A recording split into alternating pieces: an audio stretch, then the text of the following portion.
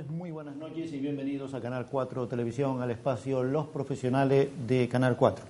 El invitado que a continuación hemos traído en el día de hoy, pues ha estado con nosotros, que yo recuerde, por lo menos en dos ocasiones. Y ciertamente creo que podemos decir que es el espejo donde se puede mirar no solamente los empresarios actuales, sino los nuevos emprendedores, que afortunadamente creo que empiezan a haber gente joven que quiere abrazar este mundo maravilloso, con mucho riesgo, que es el comercio, el ser autónomo. Fue una de las pocas empresas, señores, que fueron capaces de prevenir la crisis, superar esa crisis, y hoy en día pues no solamente han sobrevivido, sino que han evolucionado.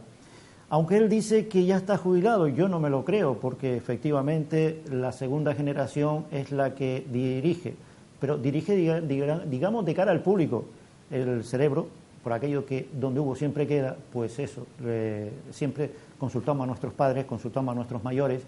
Las personas que son inteligentes lo hacen porque podremos tener muchos títulos universitarios, todos los que queramos, todos los másteres que queramos, pero la experiencia de la vida, los años solamente son los que dan ese marchamo que llamamos experiencia.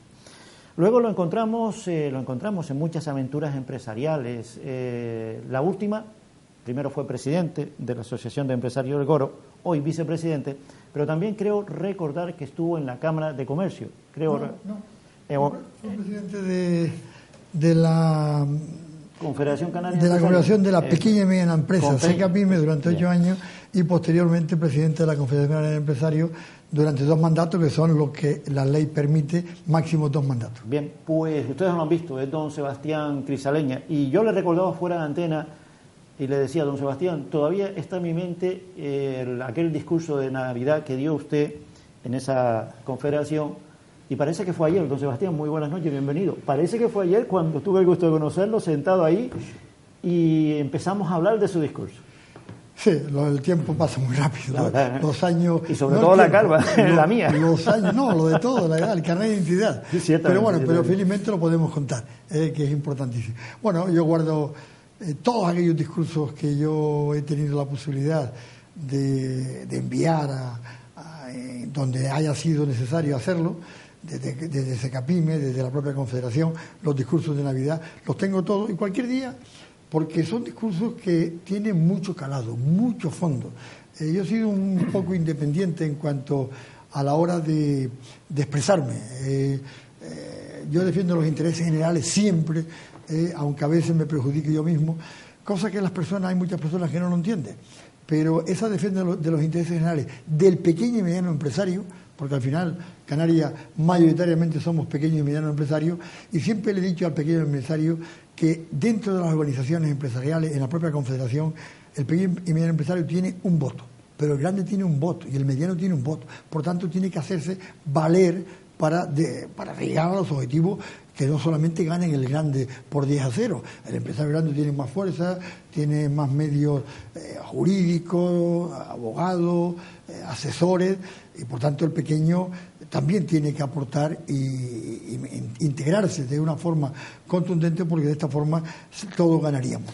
A lo mejor con el paso del tiempo... Usted acaba de decir el pequeño y mediano empresario, pero muchas veces el pequeño y mediano empresario, y sobre todo esta gente joven, estos emprendedores jóvenes, que a fin de cuentas es el futuro. Usted fue joven alguna vez, yo también, ya no lo somos, y muchas veces se preguntan, ¿es rentable pertenecer a una asociación empresarial? ¿Es rentable pertenecer a una asociación de empresarios, a una confederación de empresarios? ¿Es rentable? Yo digo que cualquier persona que tenga una actividad, sobre todo gente joven, para asesoramiento, ayuda, orientación, mismo a la hora de que cuando se inicia hay subvenciones, hay ayuda del propio gobierno, debe de integrarse en una asociación. A veces, por pagar... ¿Usted lo recomienda? Yo lo recomiendo. Yo siempre he sido una persona asociativa. Solo hoy en día no puedes ir a ningún sitio. Tú puedes ser muy importante, puedes ser muy listo, puedes tener muchísima preparación, pero si estás unido en un colectivo, tiene mucha más fuerza. Y por tanto, yo les aconsejo a cualquier persona de cualquier actividad, en activo ya o que esté iniciándose, que debe de integrarse en la organización en la cual está, digamos, su actividad, sea, informático, ingeniero, comerciante, en fin, de cualquier actividad que fuese, debe integrarse. ¿Por qué? Porque tiene asesoramiento, tiene ayuda a la hora de exigir cosas o ver abusos o incrementos de impuestos o algo que le afecte de una manera contundente a su propia empresa o a empresas o a las empresas de ese mismo tipo de actividad, pues realmente pueden conseguir cosas, solo seguro que no lo va a conseguir, excepto los grandes lobbies, que eso sí que están preparados para muchas andanzas. Desde la perspectiva de un presidente de una asociación de empresarios, actualmente vicepresidente, ¿cuál sería la radiografía comercial e industrial de Canarias en este momento? Porque me decía usted también fuera de cámara que a la pregunta que yo le hacía, si efectivamente cuál era la forma y el momento más duro de la crisis, y me ha sorprendido usted diciéndome que son estos últimos años, cuando pensamos que todo esto es al revés. En los últimos, digamos, 30 años ha habido una serie de crisis, en los años 70, importante también en los años 90, 93, 94 también, pero fueron épocas de 2-3 años de crisis.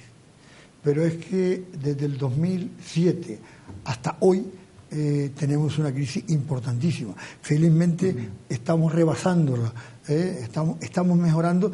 Yo desde mi punto de vista oigo que hemos salido. No hemos salido, yo soy así de franco. No hemos salido de la crisis, estamos realmente mejorando sensiblemente, pero hay empresas que la han pasado muy mal, empresas que han tenido que cerrar o desaparecer, actividades que ya no existen, pero cuando viene una crisis de una magnitud desde el 2007 hasta el 2015 o hasta el 2014, dura, eso ha hecho una mella importantísimo en las empresas y siguen haciendo. Felizmente estamos ya rebasando muy lentamente, no hemos salido, pero estamos rebasando, se ve más actividad, se ve más movimiento, se ve más consumo y eso hace que el dinero circule y por tanto podemos mejorar.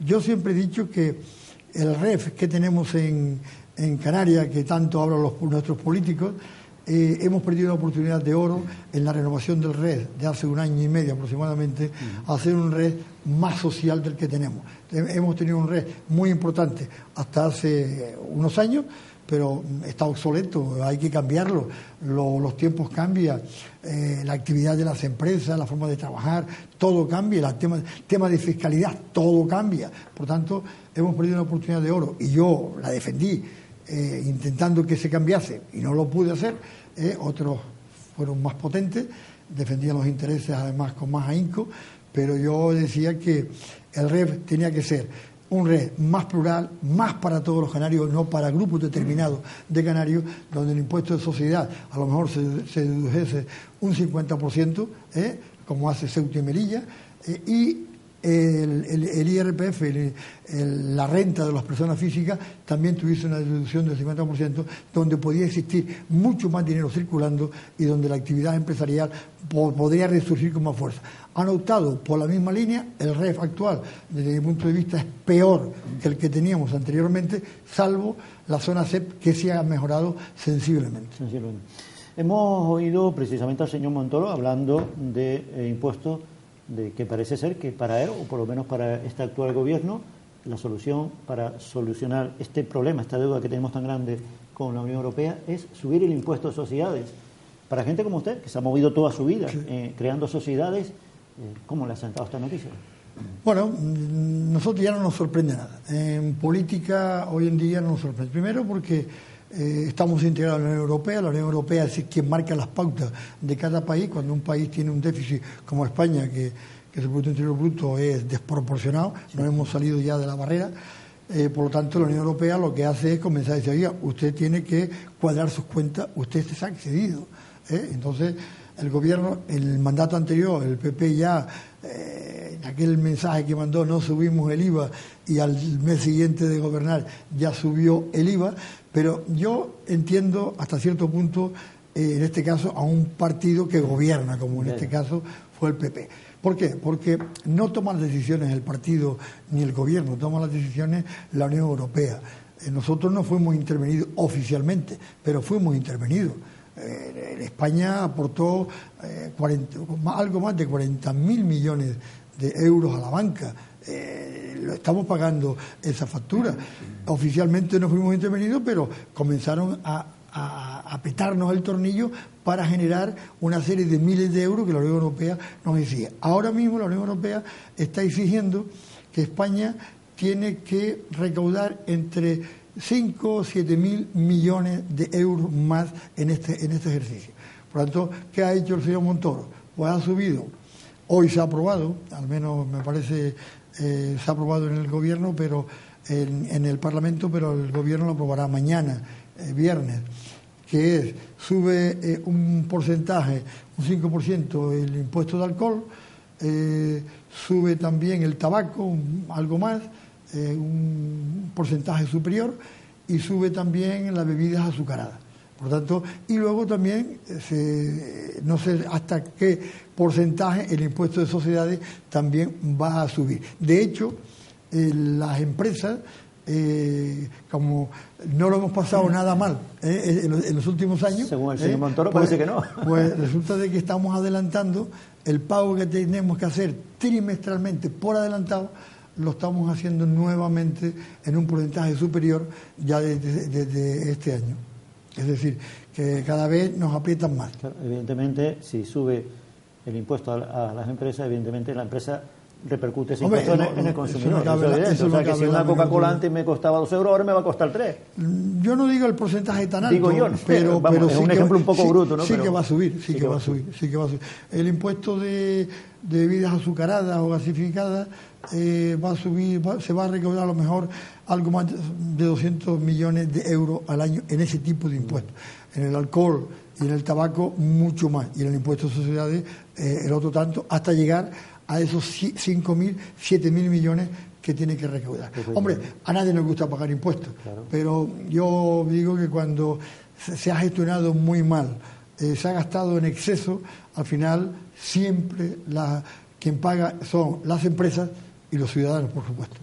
Bien, del mundo económico pasamos al mundo laboral y hemos asistido a unas manifestaciones de la ministra de Empleo, doña Fátima Báñez, que habla de algo que, sinceramente, yo le confieso que lo desconocía. Parece que eso ya es muy común en Europa. Yo personalmente le recuerdo que lo desconocía. Y era el que la jornada laboral en nuestro país termine a las 6 de la tarde. ¿Eso es conciliable? ¿O eso existía ya? Sí, bueno, y ya ese fue un mensaje que se mandó ya hace un año o 2 años, ya lo había dicho. Ahora lo ha dicho más oficialmente, sin llevarlo a cabo. En Europa ya se estila, por ejemplo en Alemania a las 5 de la tarde prácticamente lo que son las industrias cierran a eso porque a las 4:30 ya es de noche, a las 6 de la tarde están cenando todo el mundo en su casa y viendo la televisión y acostándose a las 8 para madrugar.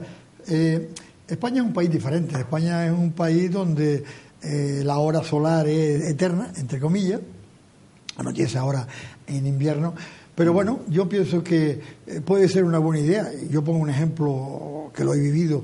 Mi empresa hace más de 25 años, ya llevamos en la jornada continua, es decir, comenzamos a las 7 de la mañana y terminamos a las 3 de la tarde. Cuando lo inicié la gente me decía si estaba loco. Hombre, ¿cómo es posible que tú vayas a hacer esto y tal? Y por las tardes, ¿cómo vas a suministrar? ¿Cómo vas a atender? Dice, mire usted, esto es cuestión de hábito. Y la verdad que mi personal y mi gente están encantadas, porque a las 3 de la tarde se van para su casa, tienen toda una tarde pues, de convivencia familiar, de salir, de convivir con los hijos cuando son pequeños, y por tanto a mí no me extrañaría. Pero la idea no es mala, en algunos sectores es factible, pero hay otros sectores que no va a ser factible. El comercio, por ejemplo, no va a cerrar a las 6 de la tarde, eso lo tenemos clarísimo. Por tanto... El turismo evidentemente, es el primero que se va a afectar. Los hoteles tienen que atender a sus clientes 24, y los restaurantes, y las grandes superficies, y los centros comerciales, y las tiendas en general. ¿Y cómo se hace, por ejemplo, los hospitales públicos? También. Porque ellos tienen un horario también. No olvidemos que hay empresas, industrias, que trabajan 24 horas, tienen 3 turnos, y los hospitales, y empresas. Por lo tanto, es factible para una serie de empresas determinadas, oficinas, por ejemplo, no sé, hay una serie de factores que pueden ser factibles, pero en la totalidad es imposible porque el servicio... Hay que matizar cada sector. Sí, cada sector. Claro. Por tanto, pero la idea, desde mi punto de vista, a mí me parece bien que la empresa que pueda, sea factible trabajar de 7 a 3 o de 9 a 4 o a 5 de la tarde, yo lo veo fenomenal. ¿Por qué? Pueden hacer más vida familiar, pueden disfrutar de... Yo, por ejemplo, no disfruté de mis hijos, porque yo comencé un negocio en su momento y ahora estoy disfrutando de mis nietos.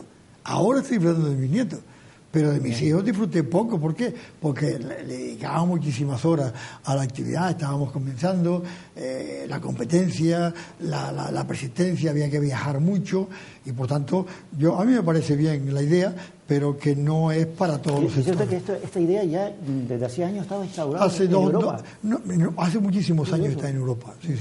Alemania, los países del norte, sobre todo, no olvidemos que anochece muy a las 4. Bueno, ahora ya lo veo por el razonamiento que me acaba de hacer, ahora lo comprendo. Ahora comprendo. A las 4 de la tarde en Alemania es de noche hoy. De noche. Sí, pero nosotros tenemos el famoso cambio horario atrás a una hora antes. Bueno, alguien decía estos días, oía, no, es que vamos a cambiar el horario en España y tal, no sé qué. A mí, que me dejen que mi horario... experimentos con gaseosa. Que me dejen mi horario canario, que además tenemos una campaña permanente en Canarias, una hora menos, y por lo menos hablamos de Canarias. Ciertamente. Don Sebastián, llevamos muy poco tiempo prácticamente con el famoso invento inglés del Brexit. Y ya hasta los mismos ingleses no saben si lo quieren o no lo quieren. Imagínense lo que vimos en los telediarios. ¿En qué manera ha afectado eso al comercio, en concreto a nuestro archipiélago canario? Bueno, yo creo que hasta ahora no ha afectado prácticamente nada. No olvidemos que el Reino Unido ya no estaba integrado dentro del euro. La libra seguía circulando, era su moneda. Por lo tanto, pero sí es verdad que nos puede hacer un efecto a corto y medio plazo importante. Hay que estar prevenido, hay que estar, hacer los deberes adelantándonos a lo que pueda acontecer, sobre todo en Canarias, que nosotros tenemos el mayor número de estos 14 millones de turistas que vamos a recibir este año, un porcentaje mayoritario es inglés. Por tanto, nos puede afectar de alguna manera. No olvidemos que en el momento que salga definitivamente de la Unión Europea, va a comenzar a ver los pasaportes, cosa que ahora con el carnet de identidad entramos y salimos. Y luego Inglaterra o Reino Unido se puede perjudicar porque la Grand City, Londres, como capital económica, puede perder también y puede aprovecharse otros países, por ejemplo, puede España y concretamente Madrid puede beneficiarse de esa situación económica donde se mueve todos los temas financieros. Muchas multinacionales están ya pensando en España para trasladar su sede. Y España tiene que comenzar a hacer los deberes para adelantarse y comenzar a atraer de alguna manera a esas grandes empresas, porque eso genera puestos de trabajo, economía de escala, etcétera, etcétera. Por lo tanto, y luego la imagen. Cuando hablamos de la City económica y financiera de Londres, eso es nada más. Don Sebastián, a la luz de lo que usted me está diciendo, se me ocurre una pregunta, y es, ¿no podría convertirse Canarias, las Islas Canarias, en esa City? Como unas islas vírgenes donde tengamos una fluidez de capitales, de mano de obra, de trabajo. Tengan en cuenta que somos portaaviones para África y América. Sí, pero llevamos 30 años con un discurso ramplón.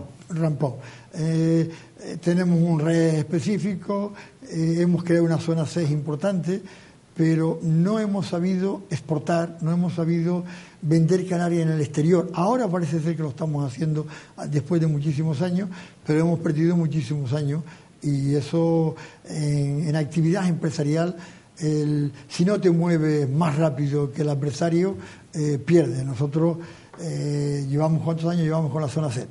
Pues la zona C prácticamente no ha generado nada. Ahora puede generar, pero no lo suficiente. Y luego nosotros desde la fiscalidad que tenemos que pensar en el exterior. No hemos sabido exportar. Yo siempre critico que a las empresas canarias, sobre todo al sector industrial y agrícola, se le ayuda muchísimo, que a mí me parece muy bien que se le ayude, pero habrá que obligarle, si tiene tantas ayudas, habrá que obligarle a exportar, a crear, a mandar productos nuestros hacia el exterior. Y esa asignatura, salvo rarísimas empresas en Canarias, no lo estamos haciendo. Y por tanto, eso nos pasa una factura enorme y por tanto no avanzamos. Tenemos una fiscalidad para venir empresas del exterior, que eso es lo que nos está pasando últimamente. Nos está pasando que lo bueno de la fiscalidad que estamos vendiendo y que tenemos en Canarias, diferente y mejor, con deducciones a través de la reserva de inversiones, deducción por inversiones, etcétera, etcétera. Todas estas cosas están haciendo que vengan empresas del exterior, pero comprando empresas canarias. Y eso es peligroso. Cuidado. Por ejemplo, hay un impuesto que se llama el AIEN, de protección a la industria local, que yo no lo comparto, lógicamente, porque eso encarece la vida a los canarios. Este año podemos irnos al gobierno a una recaudación de 160 millones que pagan los ciudadanos que no se han enterado. Y llevamos ya 8 o 10 años con este impuesto. ¿Qué es lo que está pasando? La empresa canaria de canario se jubila, o el propietario o ya está cansado, ¿y qué es lo que hace? La revaloriza con ese impuesto y la vende a una multinacional. Y lo que teníamos hace 30 años, que nos quejábamos de que un porcentaje de establecimientos hoteleros eran todos de extranjeros, mallorquines, ingleses, alemanes, etcétera, pues resulta de que felizmente hemos ido captando esos hoteles, o hoteles nuevos, y ahora la mayoría son hoteles de empresarios canarios, muy importantes. Pero claro, en el sector industrial es al contrario.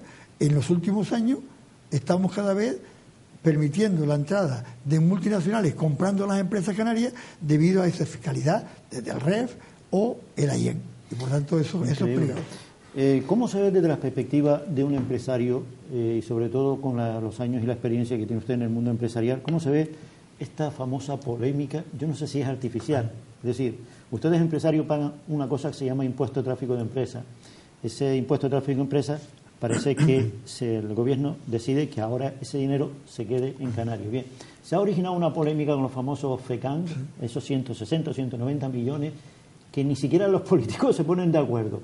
Desde el punto de vista del empresario, ¿cómo ven ustedes? ¿Cómo están viendo ustedes este fregado? Porque esto es un potaje que ni los políticos aclaran. Yo llevo años denunciando cómo es posible que la negociación que Canarias tuvo con el gobierno central cuando entramos en la Unión Europea, siguiéramos pagando...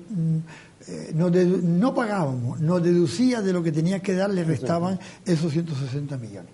Entonces yo dije, ¿cómo es posible que después de tantísimos años sigan restándonos a la hora de pagar eso? Cuando el ITE en la península, el IVA, cuando entró el IVA a nivel nacional en España, el ITE que pagaban las empresas en la península, con el IVA desapareció. Por tanto, si nosotros entramos en la Unión Europea, no pagamos el IVA, pero sí que pagamos el IGI, que equivale exactamente igual, deducido, automáticamente tenía que haber desaparecido el ITI como desapareció en la península. Bueno, nuestros gobernantes, no sé, estaban pensando en otras cosas, no estaban centrados y se despreocuparon. Intentaron muchas veces, pero tuvieron no la negativa. Por tanto, ahora por fin, el gobierno ha cedido a que Canarias no le resten a la hora de recibir, no le resten esos 160 millones de euros y que se los quede el gobierno. Yo, desde mi punto de vista, me da vergüenza, como ciudadano y como empresario, me da vergüenza de que por 160 millones no se hayan puesto de acuerdo para la distribución coherente en relación a los habitantes de cada isla. Porque Gran Canaria tendrá que tener más porcentaje que el Hierro. Y no es que, simplemente el Hierro tendrá muchos problemas, va a recibir seguramente más en proporción a la población, pero Gran Canaria o Tenerife, las islas mayores, tienen que tener. Pero ¿qué es lo que pasa? Esto ha generado un enfrentamiento en Canarias como yo no recuerdo, hace muchísimos años. Enfrentamiento cabildos contra cabildos, ayuntamiento contra ayuntamiento, el gobierno contra cualquier... Todos los partidos están enfrentados. Para mí, ha cometido un error el presidente del gobierno, porque se metió en una situación que él pensaba que iba a ser una maravilla y al final lo que hizo fue un enfrentamiento de una magnitud como los que estamos teniendo en el día de ahora. Está rozando casi hasta el romper un gobierno. De romper un gobierno. Por tanto, yo lo hubiese dejado exactamente igual que hace las distribuciones del REF, que es 58% cabildo ayuntamiento y 42% el gobierno. Y se acabó el follón. Pero claro, quiso generar, digamos, más simpatía, más acercamiento a cada isla y al final ha armado que ahora en este momento, yo no sé, yo desde mi punto de vista, yo no soy político, mi política es mi familia, mi empresa y mis amigos, que tengo muchísimos. Pero soy crítico cuando tengo que ser crítico, o puedo decir bonanzas cuando las cosas se hacen bien. Yo creo que el gobierno se ha equivocado, y el Partido Socialista, yo siendo el partido no hubiese aguantado tantos enfrentamientos, acuerdos previos y que luego no se lleven a cabo, aunque ahora el gobierno, el presidente del gobierno y su grupo de Coalición Canaria diga que la culpa es del PSOE. Yo no culpo.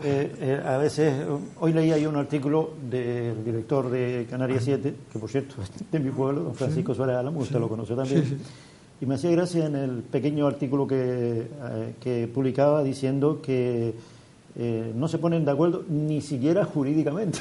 Jurídicamente. Pero bueno, en fin. ¿Qué se va a hacer? Es lamentable porque mira que hay problemas que resolver. Y la población canaria estamos asistiendo asombrado. Yo decía, más que asombrado, es con vergüenza a este pleito. Es decir, se están peleando por una silla y por un sueldo, y en vez de ver los intereses y las necesidades del pueblo están canario, defendiendo más su poltrona al partido al que pertenece que lo que tienen la obligación. Lo digo con todo respeto, de defender los intereses de los ciudadanos. Le digo una cosa, lo digo con todo respeto para el Partido Socialista, donde tengo muchísimos y buenísimos compañeros, tanto de carrera como de trabajo.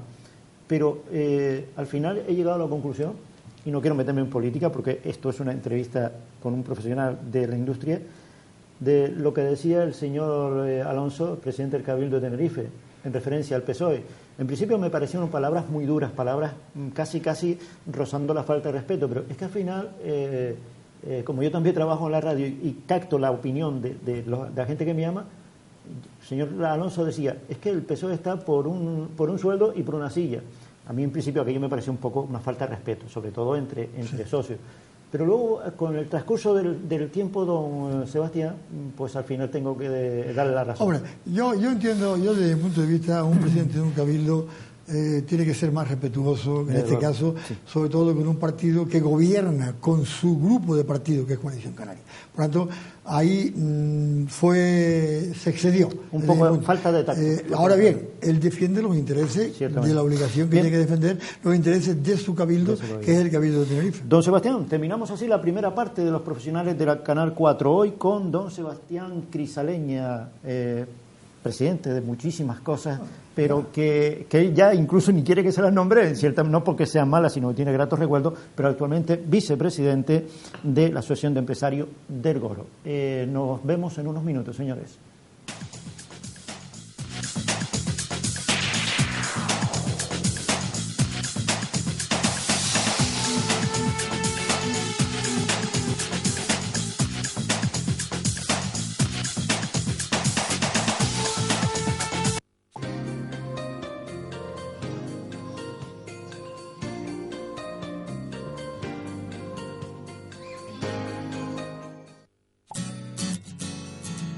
Centro de Reconocimiento y Escuela de Formación Sanitaria.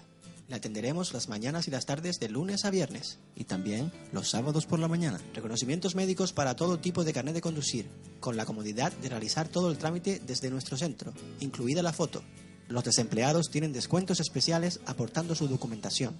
Centro Médico Arnau, su centro de confianza.